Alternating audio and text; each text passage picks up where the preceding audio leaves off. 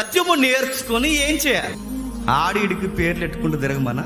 సత్యం దేనికి నేర్చుకోవాలి? సత్యం అంటే తెలుసుగా, వాక్యము దేనికి నేర్చుకుని. ఇప్పుడు వాక్యం నేర్చుకున్నావు, నా ముందు సురేష్ తమ్ముడు చెప్పాడు, ఇప్పుడు సురేష్ తమ్ముడు కానీ శ్రీకాంత్ అని కానీ చెప్తున్నాడు, నీకు సత్యం తెలుసు బాగా.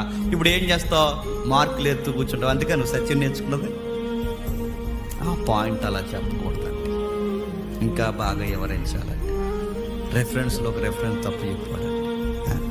మనకు సత్యం బాగా వచ్చేసి ఇదే గొడవ, పేర్లు పెట్టుకుంటూ తిరుగుతాం. మనం సత్యం వచ్చేసింది అనుకోండి, రెఫరెన్స్ పాస్టర్ గారి కన్నా ముందు రెఫరెన్స్ చెప్పేది. అంటే ఇప్పుడు నాకు ఎంత తెలుసు, నాకు ఇన్ని రెఫరెన్స్ తెలుసు, చూసాను ఎంత స్పీడ్గా, మిమ్మల్ని కదలండి, నేను ఎంత స్పీడ్గా తీసేస్తున్నాను చూసామని సకాలం కంగారులో తీసేస్తుంటారు.